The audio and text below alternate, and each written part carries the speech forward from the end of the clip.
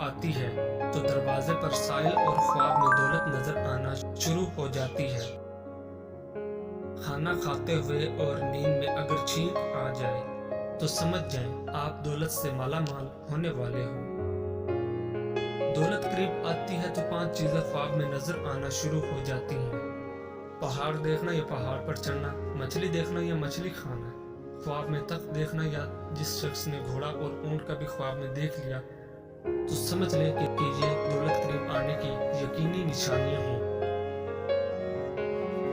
جس گھر میں احمد نام کا بیٹا ہو وہاں رزق کی تنگی کبھی نہیں آتی۔ کھانا کھاتے وقت تمہاری زبان دانتوں تلے آ جائے تو سمجھ جاؤ کہ تمہاری قسمت رنگ لانے والی ہے اور تمہیں کامیابی ملنے والی ہے۔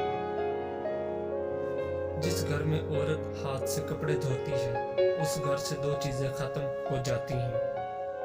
نمبر 1، ہاتھ سے کپڑے دھونا ڈپریشن کو دور کرتا ہے۔ کپڑوں کا دھونا رنج و غم اور غضن و ملال کو دور کرتا ہے۔ جب آپ کو ہر وقت کسی کی یاد ستائے اور دل صرف اسی سے بات کرنے کو کرے تو سمجھ جاؤ۔ جب آپ کو ہر وقت کسی کی یاد ستائے اور دل صرف اسی سے بات کرنے کو کرے، اس پر ظاہر کرو کہ میں تمہارے بغیر ادھورا ہوں اور وہ خود آپ سے رابطہ رکھے گا، مگر شرط یہ ہے کہ اس کو بھی آپ سے محبت ہو۔ گھر میں خیر و برکت لانا چاہتے ہو تو گھر سے 2 چیزیں نکال دو۔ نمبر 1، گھر میں دیواروں پر لگی جانور کی نقش۔ نمبر 2، بلا مقصد گھر میں پالا ہوا کتا، ان کی وجہ سے خیر و برکت کے فرشتے نہیں آتے۔ کسی فکر کو قبول کیے بغیر اس پر غور کرنا آپ کی تعلیم یافتہ ہونے کی نشانی ہے۔ جو شخص بہانہ بنانے میں بہت اچھا ہو وہ کسی اور کام میں اچھا نہیں ہو سکتا۔ بے وقوف آدمی کا اصل المیہ یہ ہے کہ اس کی کوئی حماقت آخری نہیں ہوتی۔ شیطان کی کامیابی کے لیے یہی کافی ہے کہ خیر و شر کی کشمکش میں اچھے لوگ کچھ نہ کریں۔ پیسہ بدترین آقا ہے مگر بہترین غلام ہے۔ اصولوں کے لیے جنگ کرنا بہت آسان ہے، اصولوں کے مطابق زندگی گزارنا بہت مشکل ہے۔ اعلیٰ اخلاقی سطح اکثر 2 قسم کے لوگوں میں پیدا ہوتی ہے، وہ لوگ جن کی تربیت بہت اعلیٰ ہو یا وہ لوگ جن کا مقصد حیات بہت اعلیٰ ہو۔ کسی فرد کسی قوم کو ہلاک کرنا ہے تو اس کی امید کو مار ڈالیے، اور اگر اسے تعمیر کرنا ہے تو اس کی امید کو زندہ رکھیے۔ وہ آدمی نادان ہے جو ماضی سے نہیں سیکھتا اور بار بار پرانی غلطیاں دہراتا ہے، مگر وہ آدمی زیادہ نادان ہے جو ماضی سے سیکھتا ہے اور ہر دفعہ نئی غلطی کرتا ہے۔ اپنے گھر میں پودینہ لگا دو اور گھر میں برتن دھو کر ڈھانپ کر رکھنا، رزق میں بے پناہ اضافہ ہوگا۔ ہر دوست کو ہر راز نہ بتاؤ، دوستوں کے بھی دوست ہوتے ہیں۔ لوگوں کے منہ بند کرنے سے بہتر ہے کہ کان بند کر لیں، زندگی بہتر ہو جائے گی۔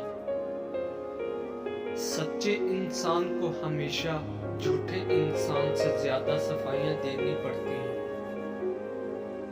کسی کو ذلیل کرنے سے پہلے خود ذلیل ہونے کے لیے تیار رہیں، کیونکہ اللہ پاک کا ترازو صرف انصاف تولتا ہے۔